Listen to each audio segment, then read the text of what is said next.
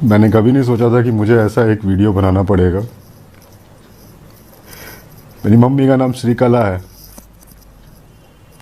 मेरी mummy Saint Joseph high school Patna Kankarbagh की administrator रह चुकी है। मेरी मम्मी को 2 हफ्ते पहले राजेश्वर हॉस्पिटल में मैंने भर्ती करवाया। 2 हफ्ते पहले कोरोना उसको पॉजिटिव निकला था। कुछ दिन रुकने के बाद हमने उसको राजेश्वर हॉस्पिटल में भर्ती करवाया 14 या 13 तारीख को। वहाँ पे 2 दिन रहने के बाद उसकी हालत बिगड़ने लगी। तो हमारे पास जितना हम लोगों से हो सका, पैसा पैरवी जो भी, हम लोगों ने बहुत विश्वास करके डॉक्टर अखिलेश, उनके यूनिट का एक हॉस्पिटल है श्री साईं, उनसे हमने बहुत रिक्वेस्ट करके श्री साईं में हमने उसको भर्ती करवाया 16 तारीख के सुबह में। और मेरी मम्मी 16 तारीख के सुबह में 65% ऑक्सीजन पे थी। उसका ऑक्सीजन 65% था। 16 तारीख के रात तक मुझे हॉस्पिटल से ये खबर आती है कि मेरी मम्मी का ऑक्सीजन 92-95 टच कर रहा है।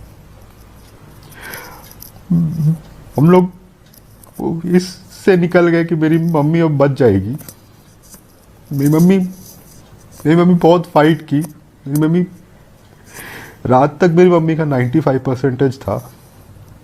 उसके बाद 17 तारीख के सुबह में 6:30 बजे साईं हॉस्पिटल को मैंने फ़ोन किया। उसने बोला कि मेरी मम्मी 1 घंटा सोई भी है रात में, जो 10 दिन से नहीं सो पाई थी। मुझे लगा मेरी मम्मी ठीक हो जाएगी। तो फिर 11 बजे फिर मैंने उनको फ़ोन किया। उन्होंने बोला कि मम्मी आपकी ठीक है, 95-98% पे आ रहा है। हम लोग खाना खा रहे थे उसके बाद फिर मेरी मम्मी 2:30 बजे मेरे को हॉस्पिटल से फ़ोन आता है, श्री साईं हॉस्पिटल से जो कंकड़बाग में है, कि आप अपनी माता को यहाँ से ले जाइए, हमारे पास ऑक्सीजन नहीं है। उन्होंने बोला बेटा ले जाने के लिए, जो कि काफ़ी दूर है। और मेरी मम्मी सेमी वेंटिलेटर जो बाईपैप मशीन होता है उस पर थी। अगर मम्मी को बेटा ले जाते तो मेरी मम्मी बीच में ही मर जाती।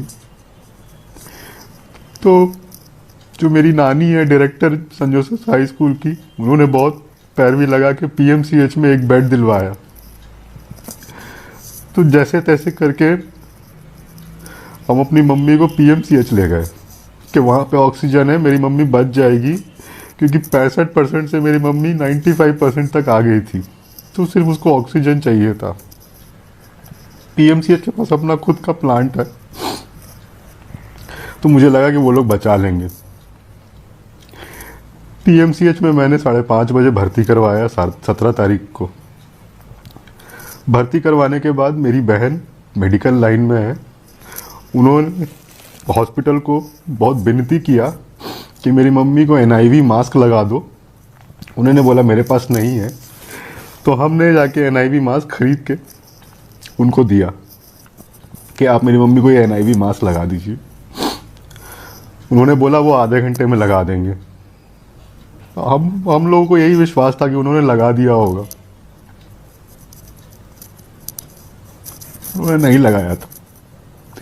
वो मास्क मेरी मम्मी के बेड पे ऐसे ही पड़ा हुआ था और मेरी मम्मी ऐसे ही तड़प तड़प के मर गई। हम बचा नहीं पाए अपनी मम्मी को। मेरी यही विनती है आपसे कि आप लोग अपने मम्मी पापा का ध्यान दें। मेरे जैसा बेटा ना बने जो अपनी माँ को नहीं बचा पाया। और मेरी मम्मी खुद से नहीं मरी है। मेरी मम्मी को मारने के पीछे श्री साईं हॉस्पिटल और पीएमसीएच का बहुत बड़ा हाथ है। और उसके ऊपर से मेरी मम्मी को मारने में बिहार सरकार का बहुत बड़ा हाथ है। मेरी मम्मी बहुत नोबल काम करती थी। कितना बच्चा का एडमिशन, कितने लोगों का जॉब।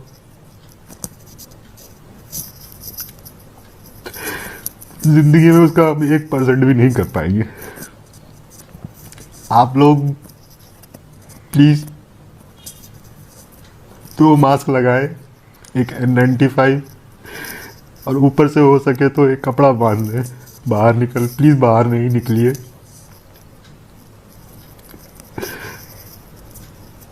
मुझे नहीं समझ में आ रहा है मैं आपसे क्या बोलूं।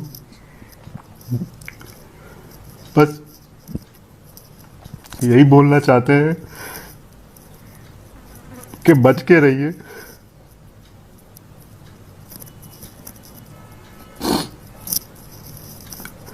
और कोई नहीं बचाएगा आपको।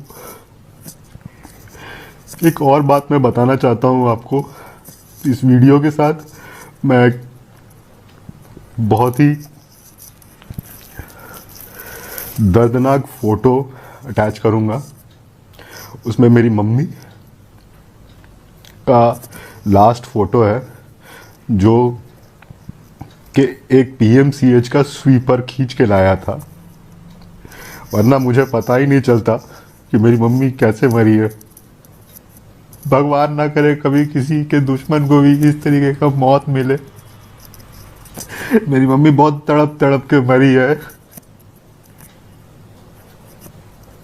आप लोग अपने परिजन का, अपने परिवार का ध्यान दें। हम तो अनाथ हो गए, लेकिन आप लोग ध्यान दें प्लीज।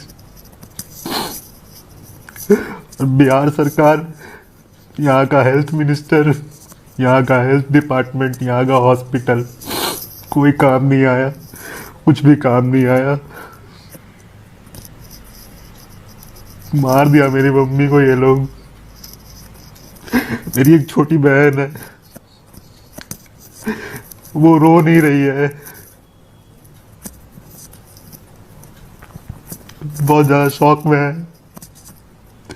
जो मेरे को जानते हैं और मेरी मम्मी को जानते हैं, मेरी मम्मी के आत्मा के लिए प्रार्थना कीजिएगा।